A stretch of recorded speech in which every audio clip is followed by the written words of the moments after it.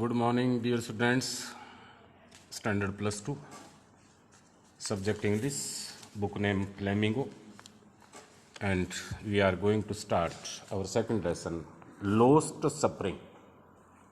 बहुत ही इंटरेस्टिंग और बहुत ही प्लस 2 के विद्यार्थियों को सोचने पे मजबूर करने वाला लेसन।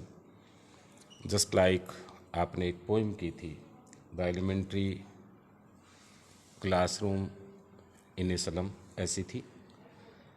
तो लोस्ट स्प्रिंग, खोना, लोस्ट मीन खोना, स्प्रिंग मीन बसंत, और रियल मीनिंग है कि हमारे देश के लाखों करोड़ों बच्चे जिनका बचपन खो गया है, जो बचपन को खो देते हैं। आप और हम सौभाग्यशाली हैं कि वो बचपन की यादें, वो बचपन की मस्ती,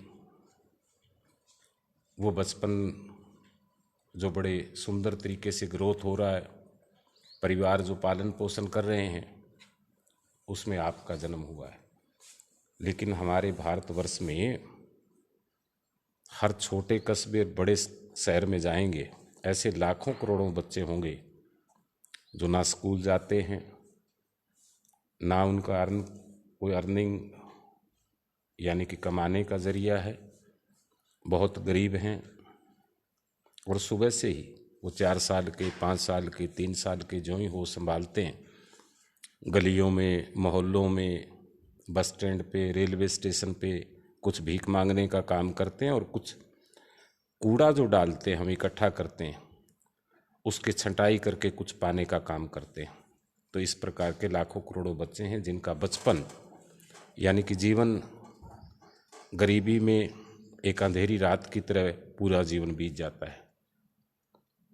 और आप लोग उन्हें, ऐसे बच्चों को आप एक मोटे तौर पे हम कहें, हम उनको समाज का हिस्सा नहीं मानते, कूचिया जैसे शब्दों से हम संबोधित करते हैं।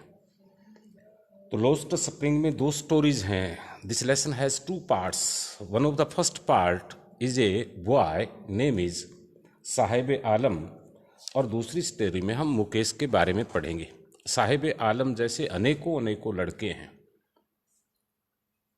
जो कूड़े बीनने का कार्य करते हैं, यानी कि गलियों में सुबह सुबह आप शहरों में देखेंगे तो एक अपने हाथ में कट्टा पकड़े हुए ये लोग होते हैं, और कोई कागज़ है, कोई और है, इस प्रकार की चीज़ें हैं जो कबाड़ियों को बेच सके, इस प्रकार की इकट्ठा करते, या कोई कूड़ा डाल देते हैं, उसमें से कुछ छंटाई करते।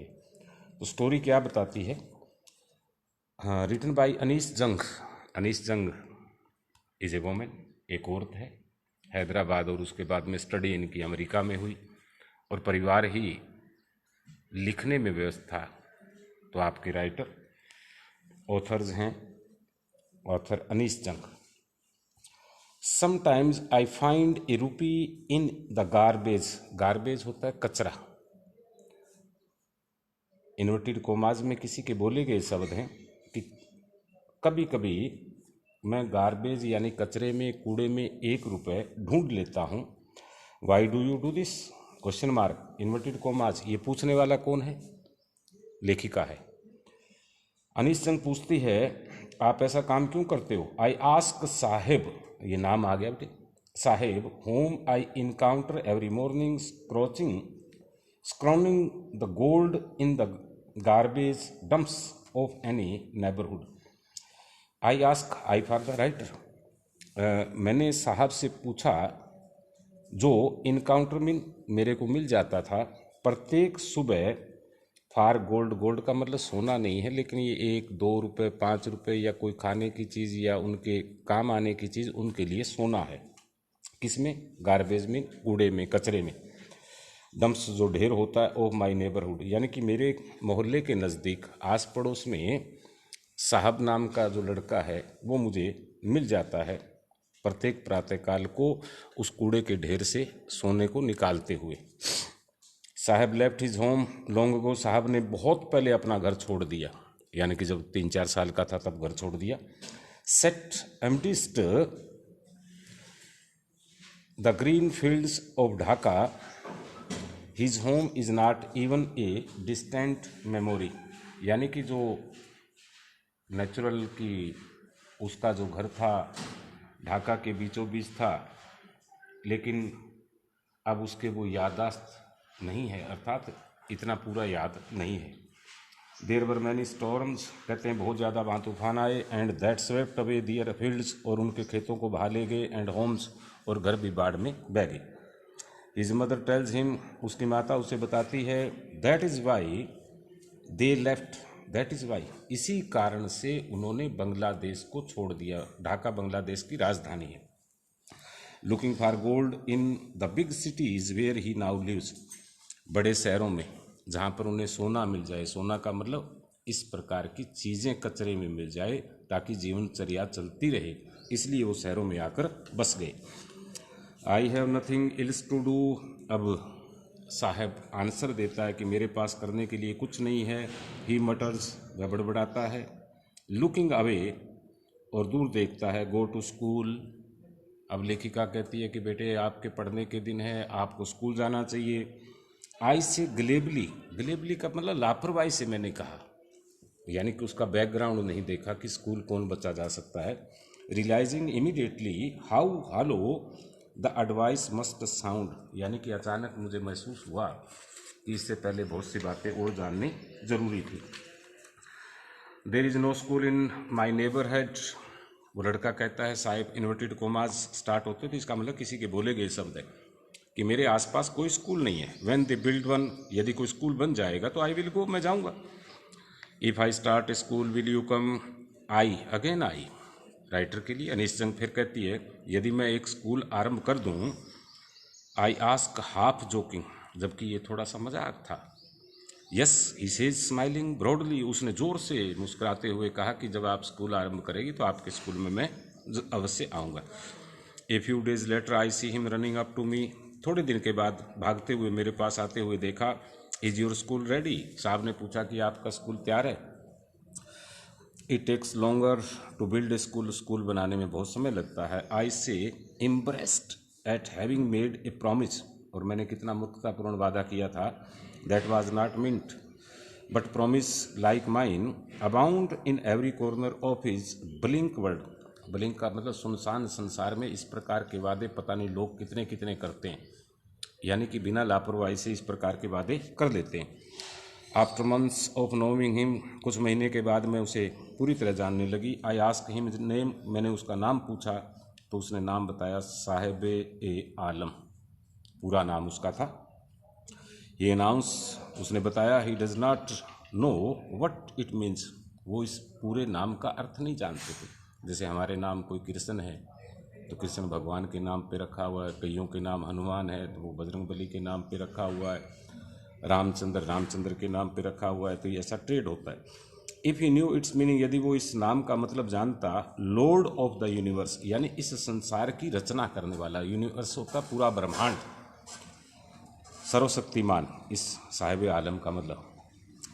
He would have a hard time believing it, वो महसूस करता है कि बहुत ही मुश्किल भरा समय है। Unaware of what his name represent, उसे पता नहीं कि इस नाम का मतलब क्या है।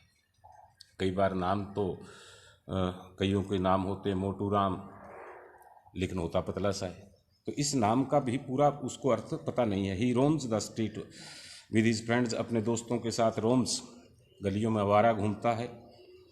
An army of bare footed boys, और पूरी फौज है बेयर फुटेड, नंगे पाँव वाले। नंगे पाँव क्यों है इसका भी रीज़न बताएगा। Who appear like the morning birds, वो इस प्रकार आते हैं जिस प्रकार सुबह सुबह आप पक्षियों को देखते हैं। एंड डिसअपीयर एट नून, और दोपहर को ये सारे गायब हो जाते हैं। Over the months I have come to recognise each of them, एक महीने के बाद लेखिका कहती है मैं प्रत्येक को पहचानने लगी कि ये वो लड़का है, ये वो लड़का है। Why aren't you wearing chappals, I ask one, मैंने एक बार पूछा कि आप लोग चप्पल क्यों नहीं पहनते, जूते क्यों नहीं पहनते। My mother did not bring them down far from the self, self का मतलब थोड़ा बहुत ऊंचाई पर कोई लकड़ी वगैरह रखी हो। ही आंसर सिंपली, उसने आसान सा उत्तर दिया कि मेरी माँ ऊपर से सेल्फ से जूते हैं वो उतार कर नहीं देती, इसलिए मैं नहीं पहनता। Even if she did he will throw them off adds another. एक दूसरे लड़के ने कहा कि यदि माँ उतार के भी दे देती तो ये फेंक देता। Who is wearing shoes that do not match. उसने जूते पहन रखे थे लेकिन वो मैच नहीं कर रहे थे। मैच का मतलब एक जूता लंबा था, एक छोटा था, एक का कलर और था, एक का कलर और था। रीज़न, वो जूते किसी के दिए हुए थे या कचरे के ढेर में मिले होंगे। When I comment on it, he shuffles his feet. जब मैंने ये कमेंट किया तो वो अपने पाँव को हिला रहा था। एंड सेज नथिंग, और कुछ नहीं कहा। आई वांट शूज, एक और लड़के ने कहा कि मुझे जूते चाहिए। Says A third boy who has never owned a pair all his life. अभी तक उसने जूते पहने ही नहीं कि जूते होते कैसे हैं।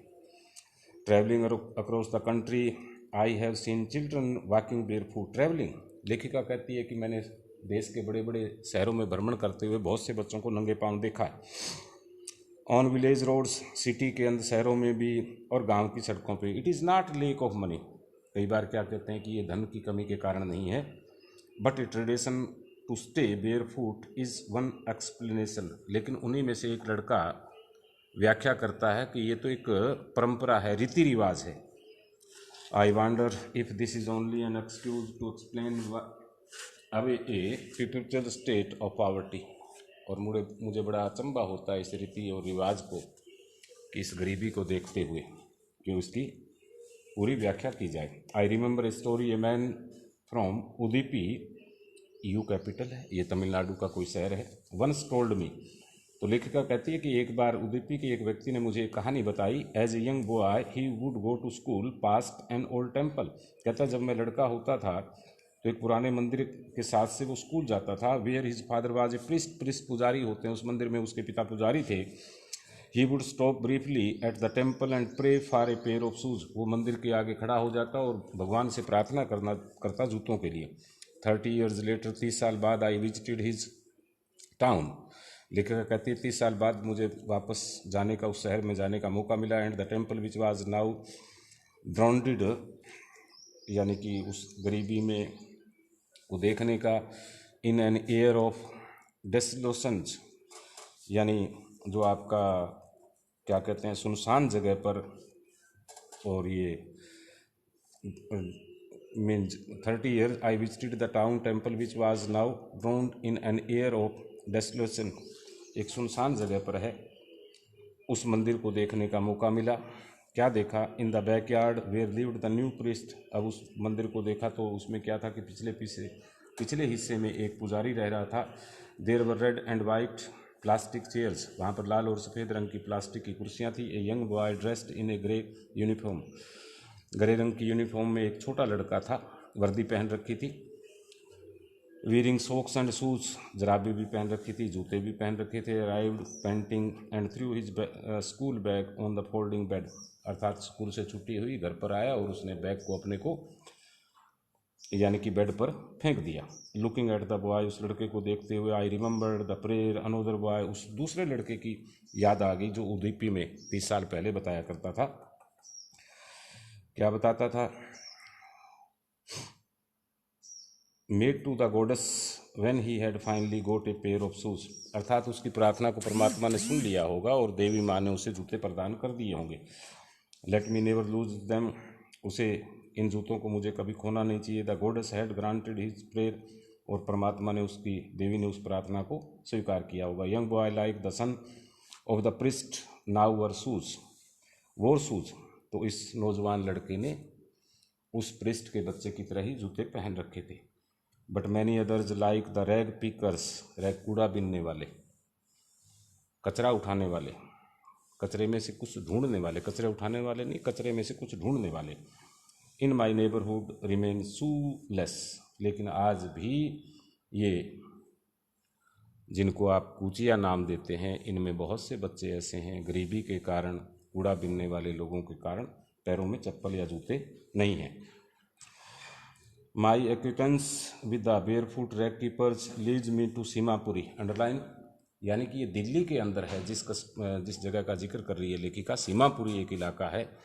कहता है ऐसा परिचय होने के बाद में विद द बेयरफुटेड रैग कीपर, ये कचरा बुनने वाले जो नंगे पाँव के बच्चे हैं, वो मुझे मी टू सीमापुरी, अर्थात उस सीमापुरी जाने का मौका मिला। A place on the periphery of Delhi yet, यानी कि ये दिल्ली के थोड़ा सा सीमा से लगता हुआ इलाका है, yet miles away from it, और ऐसा लगता है कि ये दिल्ली से बहुत ज़्यादा दूर है। इट मेटाफोरिकली, यानी कि इसको हम कोई अलंकार का नाम दें, लगता तो दिल्ली के नज़दीक है लेकिन ये मीलों मीलों दूर है। Those who live here are squatters who came from Bangladesh, यानी कि जो गलत तरीके से, जिसको हम कहते हैं गलत तरीके से बिना अनुमति के ये लोग रह रहे हैं। Who came from Bangladesh back in 1971, आप जानते हैं 1971 में भारत और पाकिस्तान का युद्ध हुआ था, बांग्लादेश पूर्वी पाकिस्तान होता था। तो इसको श्रीमती इंदिरा गांधी ने उस युद्ध में पाकिस्तान को हराया और बांग्लादेश का उदय हुआ। तो लेकिन लाखों लोग पाकिस्तान की क्रूरता के कारण शरणार्थी बनकर हमारे देश में ये लोग आ गए। Saheb's family is among them, साहब का परिवार भी उनमें से एक है। Seemapuri was then a wilderness होता है, सुनसान इलाका हुआ करता था। इट स्टिल इज, और आज भी है, but it has no longer empty, लेकिन अभी ये खालिस्तान नहीं है। इन स्ट्रिकनेस ऑफ मड, कीचड़ से भरा हुआ। विद रूफ्स ऑफ टिन की छतें, जिस प्रकार आप इन लोगों के इलाके में जाते हैं, या तो वो टेंट में रहते हैं, तंबू में रहते हैं, कोई टिन लगा कर रहता है, या टेरपुलिन होता है कि बरसात आदि से बचाव के लिए मोटा एक कपड़ा होता है। डिवोर्ड ऑफ स्पेस, ना सीवर की व्यवस्था है, ड्रेन्स और जो नालियों की ना व्यवस्था है, रनिंग वाटर ना बहता हुआ पानी है। Live 10,000 rack keepers, Seemapuri Delhi में 10,000 के आसपास कूड़े बीनने वाले लोग रहते हैं। They have lived here for more than 30 years, 30 साल से वो यहाँ पर रह रहे हैं। विदाउट एन आइडेंटिटी, उनकी कोई पहचान नहीं है, मीन्स वो भारत के नागरिक नहीं है। विदाउट परमिट, बिना किसी परमिशन की, बट विद राशन कार्ड, लेकिन इन सब का राशन कार्ड बना हुआ है। That get their names on voters, और वोटर लिस्ट में भी है। And enable them to buy grain, ताकि वो राशन को, अनाज को, ये सस्ती दुकानें होती है वहाँ से खरीद सके। Food is more important for survival than the identity, पहचान की बजाय इन लोगों के लिए भोजन बहुत ज़रूरी है, यानी कि जीने के लिए भोजन ज़रूरी है, पहचान तो बाद की बात है। If at the end of the day we can feed our families and go to bed without an enching stomach, we would rather live here than in the fields that gave us no grain। कहते हैं कि हमारे जो खेत बांग्लादेश में थे, जिसमें किसी भी प्रकार की फसल नहीं होती, यदि दिन के अंत में हमें भोजन प्राप्त हो जाए तो यही हमारे लिए शहर है, यही हमारी असली जगह है। Then see a group of women in tattered saris, यानी कि कुछ औरतें खड़ी थी जिनकी साड़ी पुरानी और फटी हुई थी। इस प्रकार की बातें उन महिलाओं ने की।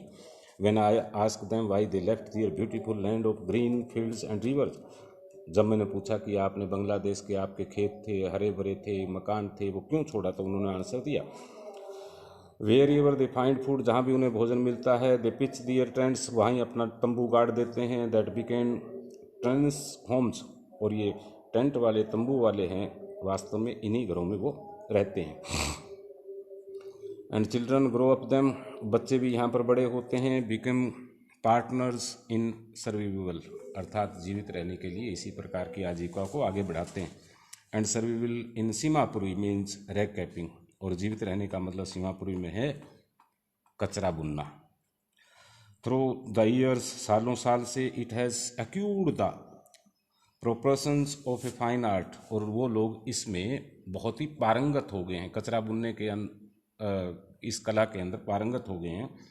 Garbage to them is gold, और कचरा उनके लिए सोना है। It is their daily bread, रोजाना का भोजन है। ए रूफ, एक छत है। ओवर दियर हेड्स, अपने सिर पर। Even if it is a leaking roof, but for a child it is even more.